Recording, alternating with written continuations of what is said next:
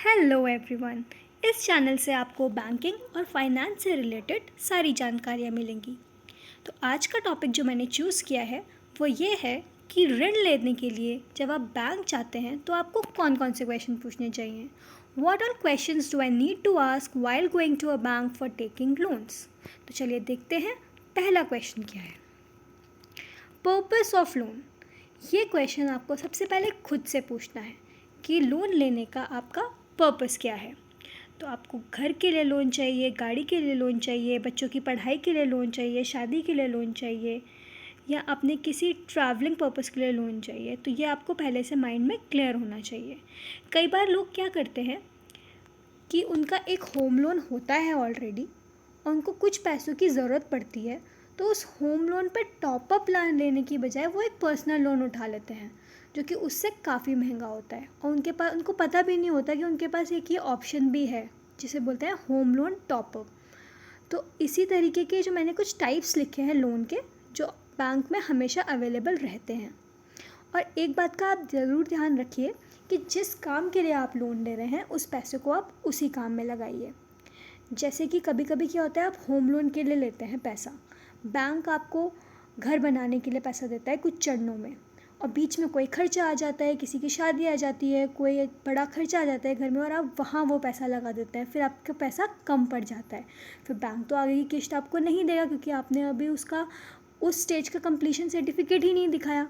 तो फिर आपको मजबूरन कहीं और से हायर रेट ऑफ इंटरेस्ट पे पर्सनल लोन लेना पड़ जाता है जो आपको हज़ारों रुपए आपके एक्स्ट्रा लगवा सकता है।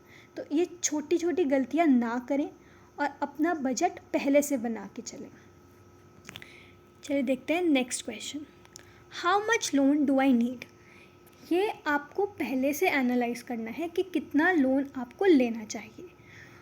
तो मान लीजिए आप किसी घर के लिए लोन ले रहे हैं, तो आपको पहले से ही आंकलन करना है कि आपका कितना पैसा लगेगा। होम लोन में अक्सर थोड़ा सा पैसा ज़्यादा, मार्जिन ज़्यादा लेके चलना चाहिए क्योंकि रेनोवेशन कराते वक्त हमको नहीं आइडिया होता कि एग्जैक्ट कितने रुपए में हमारा रेनोवेशन होगा। तो कभी भी ओवर फाइनेंसिंग ना करें, ज़्यादा पैसा ना लें क्योंकि इंटरेस्ट तो आखिरकार आप ही को भरना है, आप ही की जेब से जाना है। और कभी भी अंडर फाइनेंसिंग भी ना करें, जितना रिक्वायरमेंट है उतना ज़रूर लें, ना कम ना ज़्यादा। तीसरा पॉइंट है eligibility criteria and how much EMI can I पे।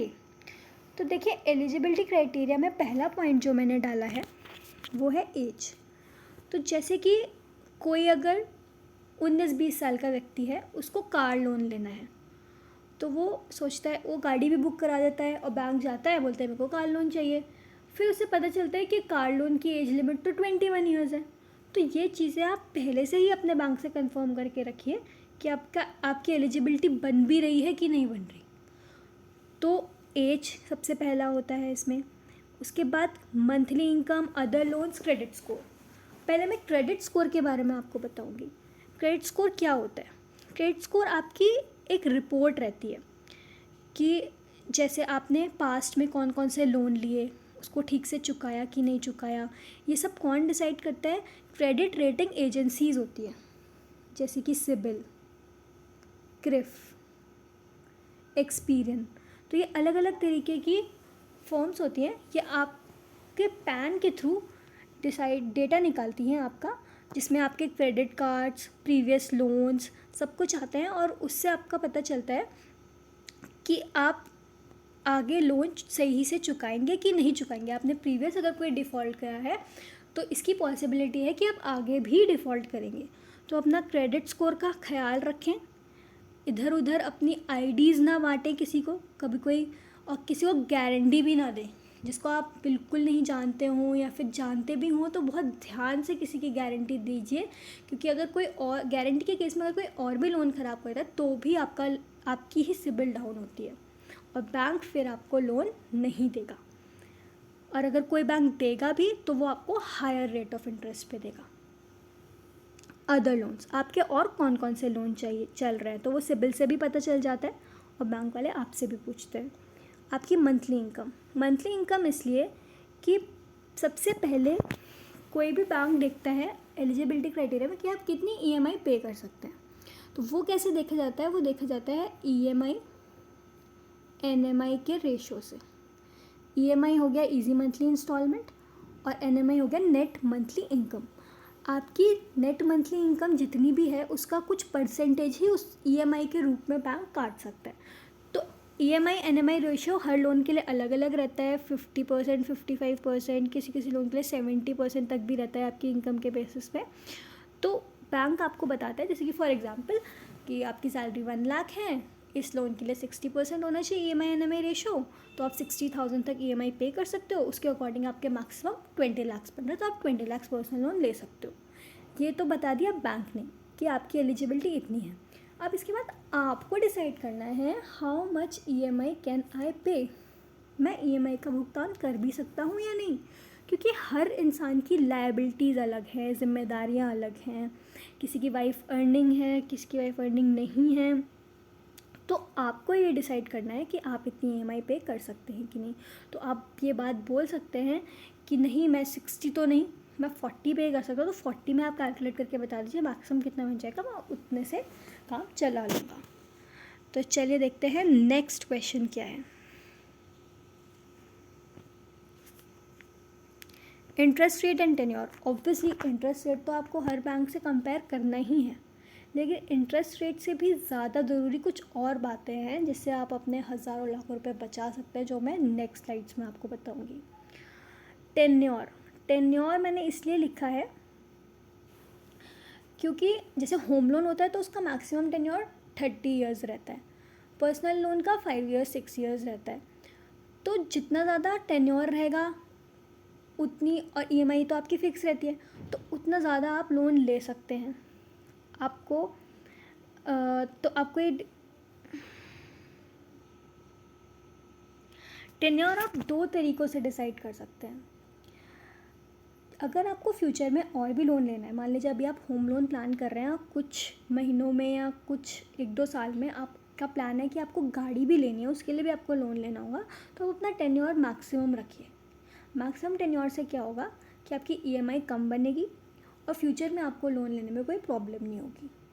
और वहीं अगर आप रिटायरमेंट की एज के पास हैं, आपको लग रहा है कि नहीं मुझे अब और कोई लोन नहीं लेना, मुझे जल्दी जल्दी अपने सारे लोन ख़त्म करने हैं, तो आप टेन्योर अपना कम से कम रखिए ताकि आपका लोन जल्दी भी ख़त्म हो जाए और आपको इंटरेस्ट भी कम पे करना पड़े। नेक्स्ट स्लाइड की तरफ चलते हैं। Will the loan be on daily reducing balance. बहुत लोगों को ये चीज़ पता ही नहीं होती है कि डेली रिड्यूसिंग बैलेंस होता क्या है। यहाँ पे बैलेंस से हमारा मतलब है प्रिंसिपल। प्रिंसिपल हो गया हमारा लोन का मूल और ब्याज, प्रिंसिपल और इंटरेस्ट। तो कुछ लोन्स क्या होते हैं डेली रिड्यूसिंग बैलेंस पे होते हैं। अब मैं फिर से होम लोन का एग्जांपल लूँगी क्योंकि होम लोन अक्सर ज़्यादा अमाउंट का होता है, 1-2 करोड़ के भी लोग होम लोन लेते हैं। तो उस केसेस में अगर आपको ऐसा होम लोन मिले जो डेली रिड्यूसिंग बैलेंस पे होगा, तो at the end of the term आप उससे बहुत पैसे बचा लेंगे। अब क्या होता है कि डेली रिड्यूसिंग बैलेंस में अगर आपके पास कहीं से पैसा आया और आपने अपने लोन में जमा कर दिया, मान लीजिए 1 लाख आपका बोनस आया, आपने अपने लोन में जमा कर दिया, तो नेक्स्ट डे से ही उस 1 लाख पे आपका कोई इंटरेस्ट नहीं लगेगा। उस 1 लाख से आपका प्रिंसिपल अमाउंट कम हो जाएगा, आपका बैलेंस कम हो जाएगा। तो आपको अपने बैंक से ये क्वेश्चन करना है कि क्या ये लोन डेली रिड्यूसिंग बैलेंस पे है, क्या आप नेक्स्ट डे से ही मेरा इंटरेस्ट नहीं काटेंगे, या आप कुछ दिनों तक, मान लीजिए आपने 15th को जमा किया, तो क्या आप 15 दिन मेरा पैसा कहीं और पार्क करेंगे और नेक्स्ट मंथ से मेरा इंटरेस्ट कम करेंगे। तो ये सब चीज़ें आपको अपने बैंक से पूछनी है।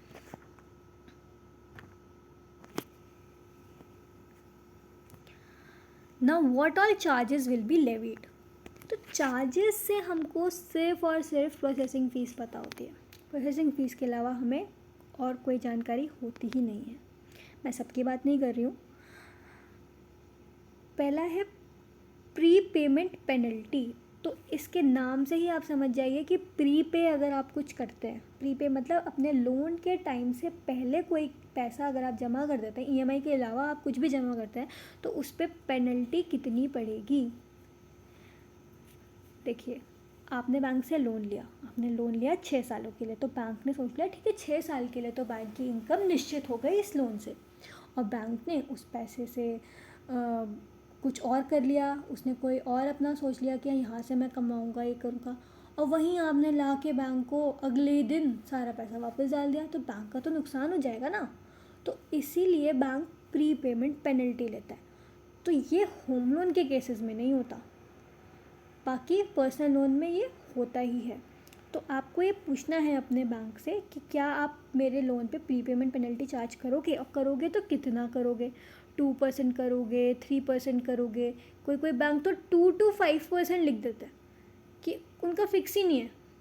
तो वो तभी बताएंगे जब आप लोन बंद करने आएंगे, आप सोचेंगे कि नहीं छोड़ो, लोन बंद करने में मेरे को इतना फ़ायदा नहीं है, मैं इसको पूरा ही चला लेता हूँ।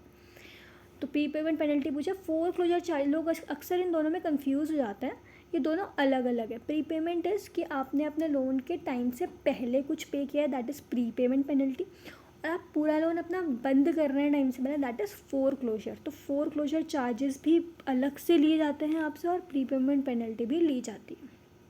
EMI बाउंस भी, अगर आपकी EMI कोई छूट जाती है, कोई टेक्निकल ग्लिच आ जाता है, आपके ये बैलेंस उधर से उधर ट्रांसफ़र नहीं हो पाया, तो बैंक आपसे कितना चार्ज करेगा ये आपको पूछना है। लीगल एंड वैल्यूएशन चार्जेस ये सिर्फ होम लोन के केसेस में होता है, एनी अदर चार्जेस ये सब आपको पूछना है अपने बैंक से। नेक्स्ट देखते हैं व्हाट एक्स्ट्रा। ये आपको क्वेश्चन ज़रूर पुटअप करना चाहिए। यदि मैं इस बैंक से ऋण लेता हूँ तो मुझे क्या अतिरिक्त लाभ या प्रस्ताव मिलेगा। देखिए, मैं सभी बैंकों को इंक्लूड नहीं करूँगी इसमें, क्योंकि गवर्नमेंट बैंक्स के अपने रिस्ट्रिक्शंस रहते हैं। प्राइवेट बैंक्स में, कई बैंक्स में क्या होता है, कमीशन बेस्ड सिस्टम रहता है। तो अगर आपने ये क्वेश्चन पूछा तो हो सकता है वो सामने वाला पर्सन अपनी कमीशन काट के आपको प्रोसेसिंग फ़ीस में वेवर दिला दे। तो ये बहुत ही महत्वपूर्ण क्वेश्चन हो जाएगा आपके लिए, जिससे आपके पैसे थोड़े बच जाएंगे। तो ये क्वेश्चन आप ज़रूर पूछिए कि आपको एक्स्ट्रा क्या मिलेगा उस लोन से। नाउ लास्ट स्लाइड, जो कि बहुत इम्पॉर्टेंट है और लोग इसको बहुत लाइटली ले लेते हैं, इंश्योरेंस। देखिए, आपने कोई एसेट बनाया, लोन लिया, कोई एसेट बनाया, अपने घर वालों के लिए बनाया, उनकी खुशी के लिए आप सब काम करते हैं, तो आप ये तो ऑब्वियसली नहीं चाहेंगे कि आपके बाद आप अपने घर वालों के लिए कोई कर्ज़ा छोड़ के जाएं। तो आप ज़रूर उस लोन के अगेंस्ट या तो इंश्योरेंस लेकर जाएं, ताकि इंश्योरेंस कंपनी से बैंक रिकवर कर ले, आपके घर वालों को परेशान ना करे, या फिर उस लोन के अगेंस्ट आप कोई फंड खड़ा करके जाइए उसी अमाउंट का, कि आपको कुछ हो जाता है तो उस फंड से आपका ये लोन पे हो जाए और आपके घर वाले डेट फ्री हो जाए, ऋण मुक्त हो जाए। तो इंश्योरेंस में मैं थोड़ा सा एक्सप्लेन कर देती हूँ। इंश्योरेंस दो तरीके के होते हैं। एक तो होता है एसेट का।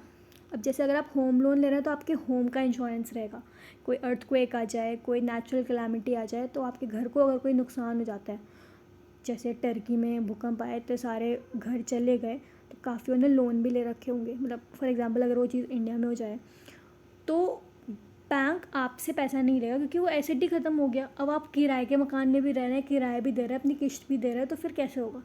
तो बैंक इंश्योरेंस कंपनी से वो पैसा लेगा और आपको लोन से फ्री कर देगा।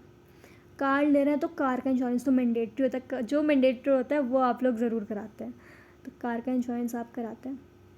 बाकी अगर आप बिज़नेस कर रहे होते तो आपके स्टॉक का इंश्योरेंस रहता है, अगर आपकी दुकान में आग लग गई तो उस केस में भी इंश्योरेंस रहता है। बाकी किसान क्रेडिट कार्ड होता है एक, तो उसमें फसल बीमा योजना होती है। तो उसमें क्या होता है कि अगर फसल ख़राब हो गई किसान की, तो बीमा कंपनी सारा पैसा देती है और उसको फिर बैंक को कुछ नहीं चुकाना होता। तो ये होता है उस एसेट का, या जो भी जिस चीज़ के लिए आपने लोन लिया है उसका इंश्योरेंस। और दूसरा होता है लाइफ इंश्योरेंस, आपका इंश्योरेंस, अगर आपको कुछ हो जाए तब लोन कौन पे करेगा। तो ये होम लोन के केस में आप दोनों लीजिए, घर का भी लीजिए, खुद का भी लीजिए, क्योंकि वो लोन बड़ा होता है। बाकी लोन्स में आप देखिए आपका कितना लोन है, कोई कोई 30-35 लाख का भी पर्सनल लोन ले लेते हैं, तो आप ये खुद से डिसाइड कीजिए। ये मेरी एक एडवाइस थी आपके लिए। Now last slide. देखिए, अंत में मैं आपको ऑल द बेस्ट बोलना चाहूँगी। जिस भी काम के लिए आपने प्लानिंग की है लोन लेने के लिए, उसमें आप सक्सेसफुल रहें, आप जल्दी फ्री हो जाएं सारे डेट से। अपनी सिबिल का ज़रूर ख्याल रखिए, just like your blood reports, because financial health is also as important as physical health. So best of luck. Believing in your dreams is the only way to reach your destiny. Thank you.